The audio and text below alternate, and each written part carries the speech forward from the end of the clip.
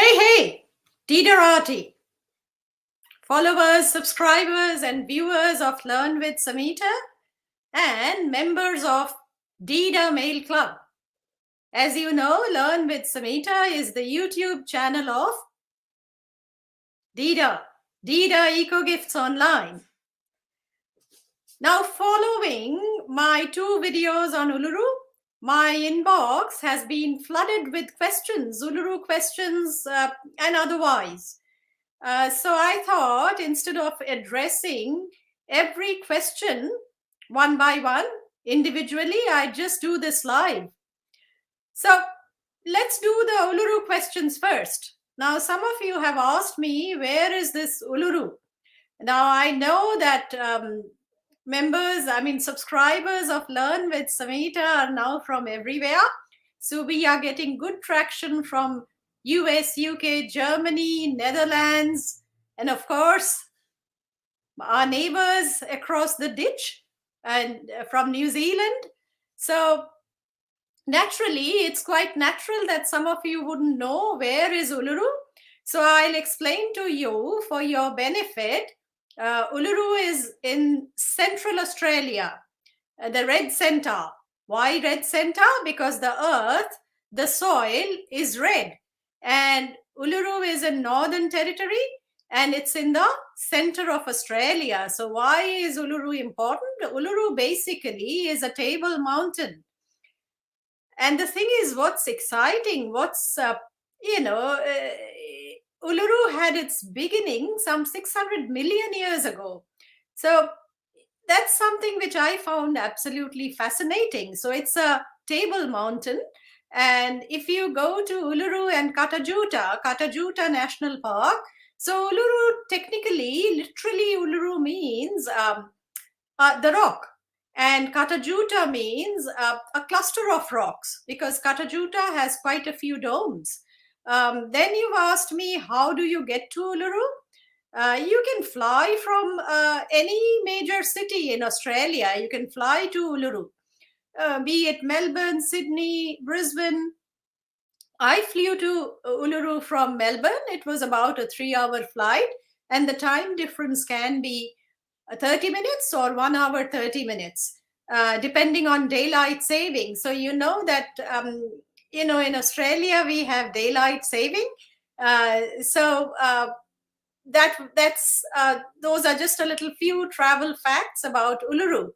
So daylight saving, if you do not know, it's when the clock goes back and forth by 1 hour. So depending on that, Melbourne is say 30 minutes away from the time would be 30 minutes ahead or 1 hour, 30 minutes ahead of Uluru time. So I flew Jetstar and it was a fairly comfortable 3-hour flight. Next question.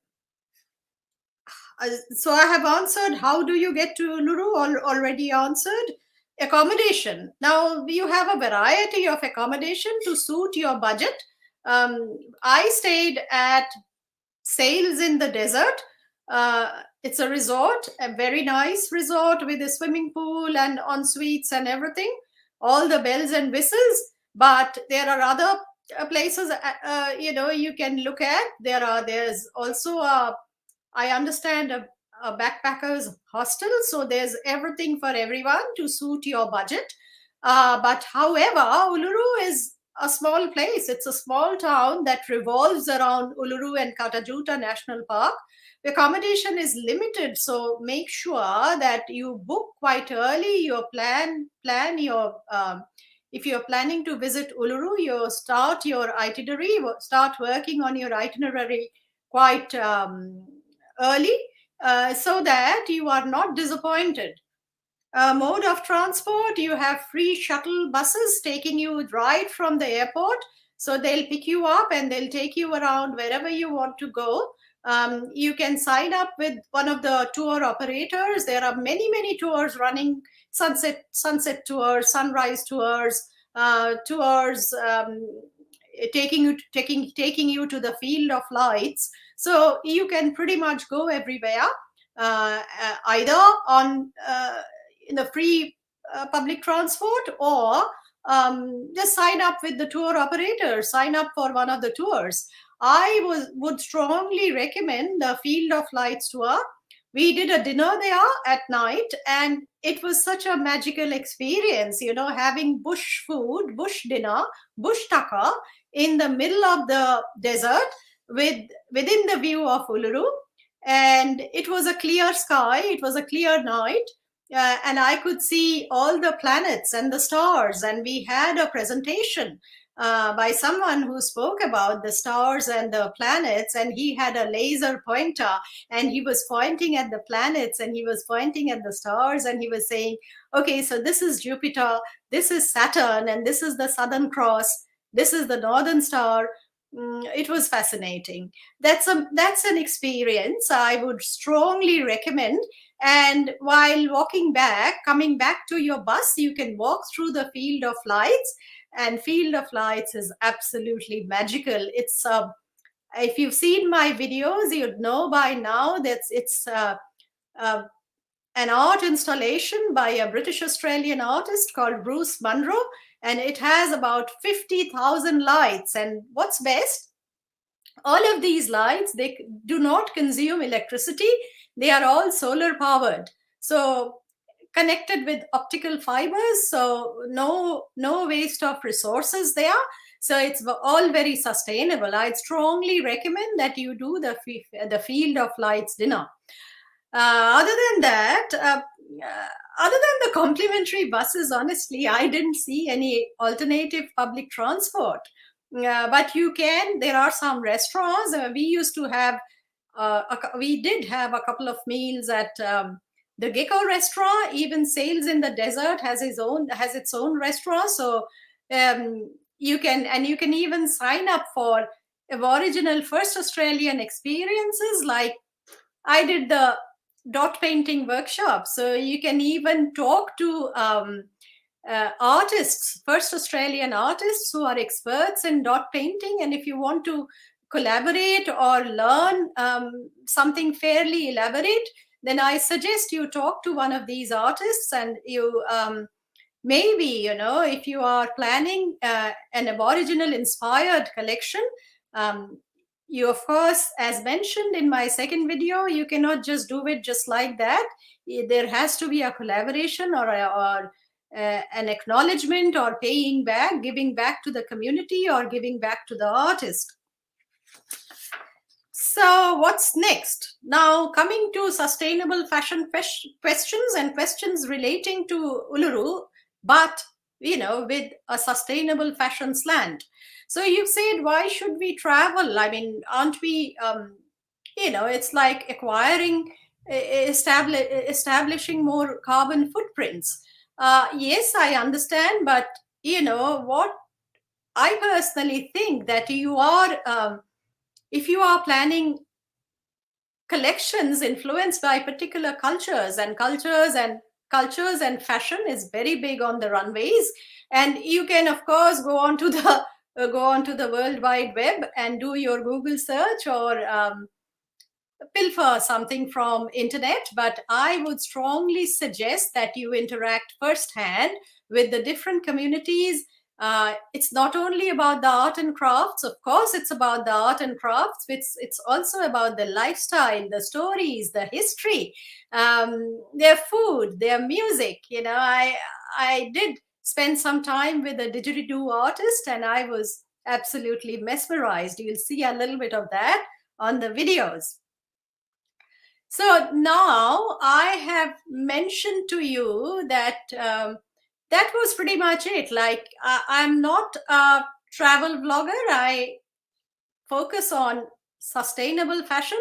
But since you asked so many questions, and many of you as fashion students, I have always encouraged my students to travel, even take a gap year and travel, because that's the best form of learning. So I thought I'd share some travel hacks and my experience with you. I have also put some links in the description, so feel free to scroll down and get your travel fix.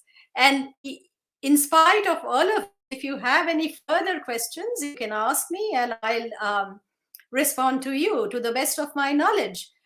Some of you have asked me, Samita, what equipment do you plan for your videos? Of course I do. The other day at an interview, someone asked me, do you plan a script? Do you write out a script, or do you plan what to do next? Yes, of course. I'm not ad hoc. I'm a typical Virgo, so I plan everything. I plan my videos at least a month ahead of, if I'm, say, for instance, if I am doing Fashion Week next week, then it'll be all rostered. It'll be in my diary. It'll be on my calendar. So I do plan for the videos. I know what's coming next for the next 1 month. And I also you know what? I also write out a script. I have been speaking for I don't know how many years. I have been an academic and a public speaker. Yeah, but I think the best of public speakers and academics and everyone, we still have to have a script, or we kind of, if not set in stone, I don't read. I'd never suggest reading to anyone, but you should know what you're talking about and should have kind of a framework as to what you would be talking about. The other question I get quite often is what kind of equipment. See, I'm not a tech geek. Like, I'm not very big on equipment. My main focus is on delivering content to you, quality content, things you can learn from. So sharing my experience and my knowledge with you. It's not so much about the equipment. It's not so much about having a stunning, visually very appealing video, but I do acknowledge that there has to be some quality when it comes to say the quality of the video, and most importantly the quality of the audio, because you really need to learn. You need to know what I am talking about to be able to learn from my knowledge and from my experience. So other than that, I'm not big on technology. I do work with a lot with iPhones. I understand the new one, the new iPhone has an improved camera. It's a great recording device, so I would recommend that. Then I have to keep going into exhibitions and public places and fashion shows, and going into all of those places with a zoom lens and things like that. I do not want to intimidate others, so I go quietly. I do my recording. I even talk to people on my iPhone. I do have a DSLR, which I primarily now use for product photography. And I have a couple of lavalier mics, the Boya mic and Rode. Then I have a Rode wireless, which has those fuzzy little things, which are quite a pain. And if the Rode wireless plays up, acts naughty, then I just switch back to my lavalier. So I recommend that you have a plan B. Now, I don't want to make this too long. I can keep coming back to you, but I had talked about a coupon code, and you would say, Samita, you spoke about a coupon code. What's that coupon code that we can get for skincare products and aromatherapy? So now it gives me great pleasure. I don't know. See, that's what happens in live. I think the screen is blinking, and before it goes away, I would say that with the coupon code for skincare products and aromatherapy, I would say that we at Learn with Samita, we are very, very lucky to have Kristen with us next Sunday at 7:30 p.m. Kristen, who's the owner of Bella Oils. Bella Oils is about skincare products, vegan, natural skincare products made in Australia, and also aromatherapy. So Kristen will be with us. She'll be talking to us, and she'll take you through some of her products. And she has very kindly mentioned that she'll give you a coupon code. The coupon code would be exclusive to viewers of Learn with Samita. So make sure you tune in. All will be revealed next week. Next Sunday, I think it's 16th of October at about 7 p.m. So 7:30 p.m. Just be there, either on Facebook, Dida Eco Gifts Online, or on Learn with Samita.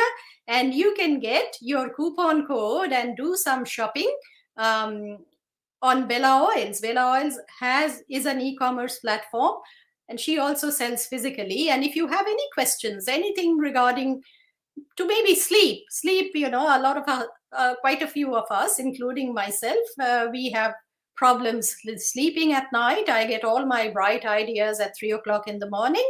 Then aches and pains, muscle pains, and things like that. So if you have any kind of questions, join us next Sunday, AEST, Australian Eastern Standard Time, 7:30 p.m.